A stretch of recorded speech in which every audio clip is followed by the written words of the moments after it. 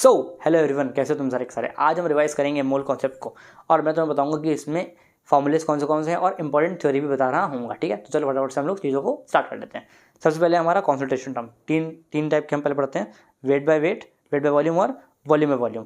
तीनों में थोड़ा डिफरेंस बताता हूँ।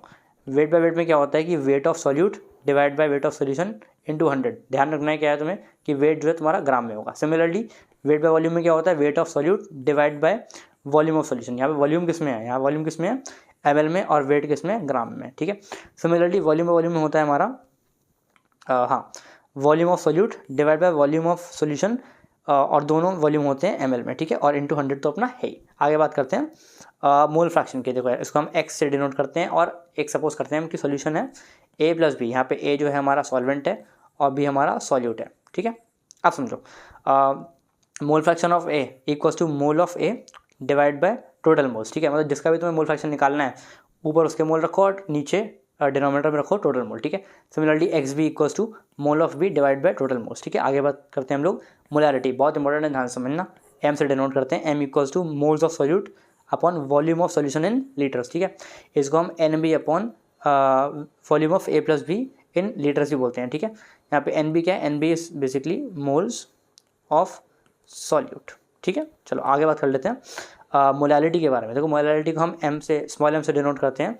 इसका फॉर्मूला होता है moles of solute divide by mass of solvent in what, KG. ठीक है, आगे बात करते हैं पीपीएम। पीपीएम किसकी तरह होता है, wait of solute divide by weight of solution into 10 की पावर 6। 10 की पावर 6 क्यों है यार, क्योंकि यहाँ पे पीपीएम है। पीपीएम स्टैंड फॉर पार्ट्स पर मिलियन। ठीक है, सिमिलरली ऐसे ही पीपीबी है, ये है पार्ट्स पर बिलियन। बिलियन का मतलब क्या हो गया मेरे भाई, 10 की पावर 9 पावर। ठीक है, तो यहाँ पे 10 की पावर 9 और ऊपर है wait of solute divide by weight of solution. ठीक है, अच्छा यहाँ पे वेट दोनों इसमें है, ग्राम्स में। ठीक है, आगे बात करते हैं नॉर्मेलिटी की। नॉर्मेलिटी का फॉर्मूला है number of gram equivalent divide by volume of solution in litre. But ये वाला जो फॉर्मूला है थोड़ा सा कम यूज़ होता है, तो उसका एक और अच्छा फॉर्मूला तो याद रखना है, क्या, normality equals to molarity into N factor. अब एन फैक्टर क्या होता है यार, देखो समझो। एन फैक्टर होता है एसिड के लिए, एन फैक्टर होता है H plus ion in the solution. जैसे कि एक सोल्यूशन है और उसके अंदर एसिड है। ठीक है, तो उसके अंदर जितने भी H प्लस आयन ये एसिड रिलीज करेगा, लेट्स से उसने करा 2 करा। ठीक है, तो यहाँ पे हमारा एन फैक्टर हो जाएगा 2। ठीक है, सिमिलरली बेस के लिए अगर मैं बताऊँ तो जितने भी OH माइनस आयन वो रिलीज करता है सोल्यूशन के अंदर, वो हमारा हो जाएगा एन फैक्टर। किसके लिए, बेस के लिए। सॉल्ट के लिए क्या होता है कि पॉजिटिव और negative charge in the solution. ठीक है, वो हमारा हो जाएगा एन फैक्टर। ठीक है, आगे बात करते हैं। अब नोट है यहाँ पे छोटा सा, क्या कि percentage wait by wait, molality, ppm और पीवी, ये जितनी भी चीज़ें हैं ये टाइम टेम्परेचर इंडिपेंडेंट होती हैं। ठीक है, और ये जो चीज़ें हैं weight by volume, volume by volume, molality और नॉर्मेलिटी, ये टेम्परेचर डिपेंडेंट होती हैं। आप तुम इस चीज़ों को याद कैसे रखोगे, ध्यान से समझना। देखो यार, एक रूल याद रखो कि जिसके भी फॉर्मूले में वी आएगा, क्या आएगा, ध्यान सुनो, ये छोड़ दो, ध्यान सुनो, जिसके भी फॉर्मूले में वी आएगा वो टेम्परेचर पर डिपेंड करेगा। ख़त्म।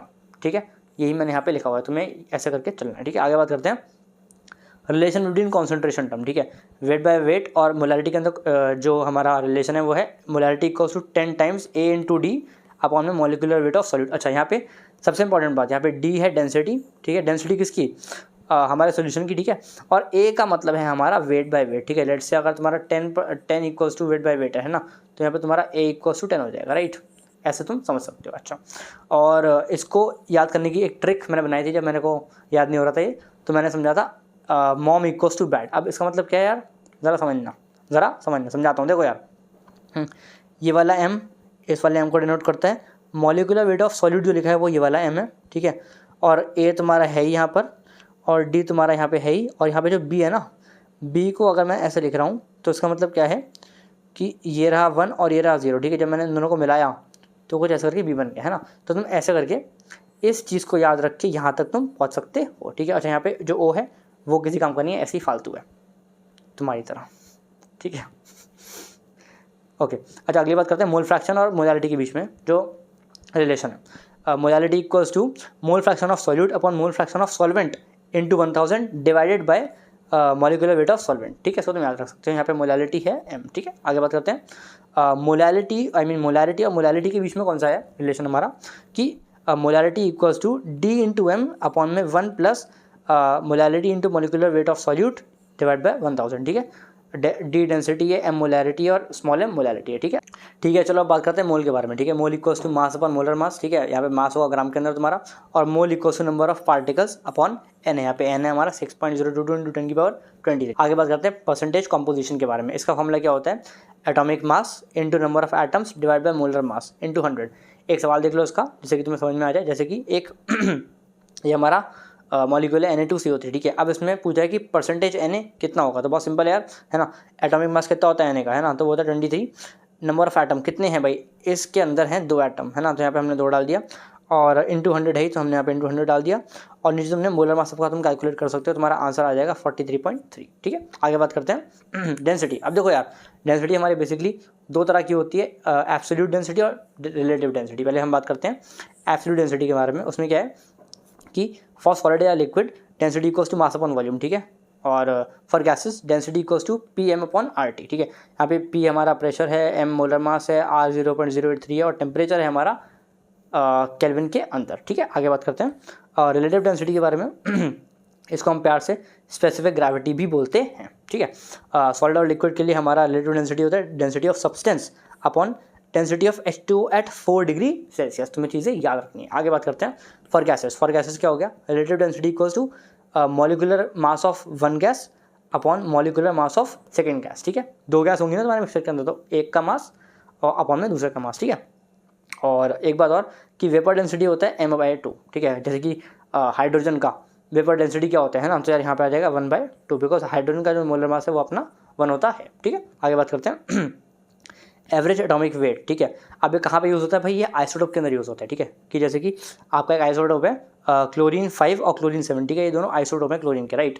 तो एवरेज एटॉमिक वेट क्या होता है कि आइसोटोप 1 का परसेंटेज इंटू उसका एटॉमिक वेट प्लस आइसोटोप 2 का परसेंटेज और इंटू उसका एटॉमिक वेट और डिवाइड बाय 100। ठीक है, और ये आगे डॉट डॉट का मतलब क्या है कि अगर और कोई आइसोटोप है, लेट्स से अगर किसी के 3 आइसोटोप है ना, हो सकता है किसी के 3 आइसोटोप, तो आगे तुम और इसको जोड़ सकते हो। ठीक है, अच्छा आगे बात करते हैं हम लोग लिमिटिंग रिएजेंट की। अब देखो यार, कहाँ पे यूज़ होता है, सबसे ज़्यादा ये यूज़ होगा तुम्हारे एग्जाम के अंदर जब तुम करोगे स्टोइचोमेट्री के क्वेश्चन। ठीक है, सो बेसिकली कहाँ पे यूज़ होता है मैं बताता हूँ। देखो लेट्स से एक ये तुम्हारा केमिकल फॉर्मूला है, केमिकल रिएक्शन है, सॉरी।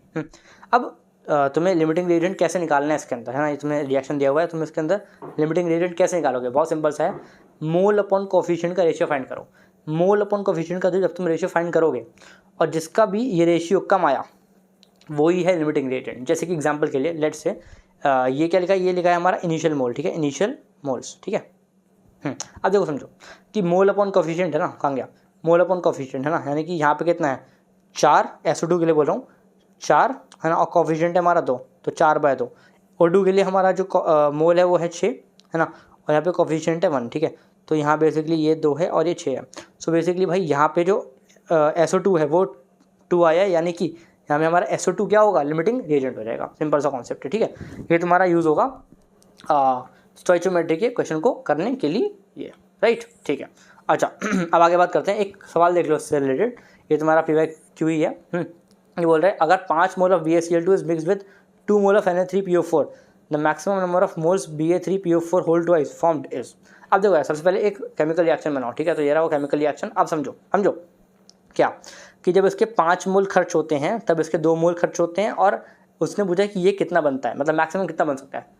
सबसे पहले तुम निकालो लिमिटिंग रिएजेंट यार। ठीक है, तो लिमिटिंग रिएजेंट कैसे निकालोगे यार, मोल अपॉन कोफिशिएंट का रेशियो निकालोगे, और इसका 5/3 हो जाएगा, तो 5/3, और इसका हो जाएगा 2/2। ठीक है, तो 2/2 हो जाएगा। अब तुम्हें समझ में आ गया कि भाई कम कौन सा है, कम है हमारा Na3PO4, राइट। तो हमारा Na3PO4 हो गया लिमिटिंग रिएजेंट। अब समझो हर एक चीज़ डिपेंड करेगी Na3PO4 के अंदर, है ना। तो अब समझो कि अगर समझना कि अगर 2 Na3PO4 से एक Ba3PO4 होल ट्वाइस बनता है, ठीक है, सो अगर यहाँ पे इसके इनिशियल मोल 2 दिए हुए हैं तो Ba3PO4 होल ट्वाइस कितने बनेंगे, इसके 2 से अगर 1 बन रहा है तो इसके 2 से भी यहाँ पे 1 बनेगा, है ना। तो सिंपल सा अपना आंसर क्या हो जाएगा कि so by equation 2 Na3PO4 equals to Ba3PO4 whole twice, then maximum mole of Ba3PO4 whole twice equals to 1। ठीक है यार, अब बात करते हैं एम्पिरिकल फार्मूला और मॉलिक्यूलर फार्मूला। बहुत ईजी है, ध्यान समझना। देखो 2 पहले फार्मूला याद रखो, molecular formula weight equals to N into empirical formula weight और molecular formula equals to n into empirical formula, ठीक है। अब जरा इसको मैं तुम्हें एक क्वेश्चन से समझाता हूँ डायरेक्ट। दो फॉर्मूले तो ये थे, अब एक क्वेश्चन समझ लो। देखो यार, तुम्हें ये दिया हुआ है और तुम्हें इसका CH और O का कॉम्पोजिशन दिया हुआ है, ठीक है। ठीक है, और तुम्हें बोल रहा है कि find molecular formula if molecular weight equals to 118। अब कैसे करेंगे जरा समझना। सबसे पहले ये तुम्हें एक टेबल बनानी है। टेबल कैसे बनाओगे समझाता हूँ। देखो यार, यहाँ पे है एलिमेंट CH और O, है ना। परसेंटेज कॉम्पोजिशन तुम्हें दिया हुआ, तुमने यहाँ पे चेप दिया। आगे तुम्हें निकालना है percentage composition divide by atomic weight, ठीक है। तो 10 अपॉन 12, 5 अपॉन 1 और 54.4 डिवाइड बाई 16। अच्छा, यहाँ पे 12, 1 और 16 क्या है, इसकी एटॉमिक वेट है। C का एटॉमिक वेट 12, H का 1 और 0 O का 16, ठीक है। अब तुम्हारा ये आंसर आया, ठीक है। अब तुम्हें क्या करना है, इसको करना है सिंपलेस्ट रेशियो में डिवाइड। कैसे करोगे, इनमें से, ध्यान से सुनो, इनमें से जो भी छोटा हो, है ना, उससे डिवाइड करो। जैसे कि 3.3 को 3.3 से डिवाइड करा तो 1 आया, 5 को 3.3 से डिवाइड करा तो 1.5 आया, और 3.3 को 3.3 से डिवाइड करा तो 1 आया, ठीक है। अब तुम्हें दिख रहा है कि 1, 1.5 और 2 है। इसे थोड़ा और सिंपल कर सकते हो। मैंने कहा हाँ कर सकते हैं यार। 2, 3, 2 कैसे हुआ, इसको 2 से डिवाइड मारो, इंटू मारो, इसको 2 से इंटू मारो, इसको 2 से इंटू मारो, ठीक है। इससे क्या होगा कि यार ये होल नंबर रेशियो बन गए हैं, ठीक है। सो बेसिकली अब हमारा एम्फेरिकल फॉर्मूला हो गया C2H3O2। समझ में आ गया, C2H3O2, ठीक है। ये हमारा आ गया एम्फेरिकल फॉर्मूला, ठीक है। अब हमें एक चीज़ आती है, इसने हमें बोला कि ये फाइंड करो, है ना। मैंने कहा कैसे करेंगे जरा समझना। देखो MF equals to N into EF, अपने को तो बस यही आता है ना यार, है ना। अब हमारे पास EF तो आ गया, बस हमारे पास N नहीं आया। अब N कहाँ से निकालोगे यार, N का एक और फॉर्मूला था ना, क्या था ये तो N equals to molecular formula weight upon में एम्फेरिकल फार्मूला वेट, ठीक है। सो मैंने भाई मॉलिकुलर फार्मूला का वेट क्या तुम्हें दिया हुआ है, हाँ बेटा दिया हुआ है। देखो मॉलिकुलर फार्मूला का वेट है, molecular weight equals to 118, right.